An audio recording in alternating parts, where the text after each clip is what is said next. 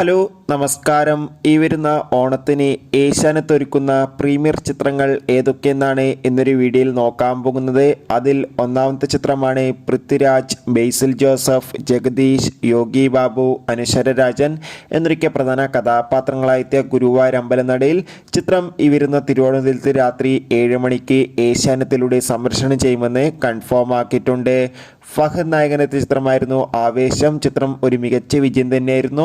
ചിത്രത്തിന്റെ സാറ്റലൈറ്റ് അവകാശങ്ങൾ ഏഷ്യാനെറ്റാണ് സ്വന്തമാക്കിയിട്ടുള്ളത്. ചിത്രം ഈ വരുന്ന ഉത്രാട ദിനത്തിൽ രാത്രി 7 മണിക്കായിരിക്കും ഏഷ്യാനെറ്റിലൂടെ സംപ്രേഷണം ചെയ്യുക.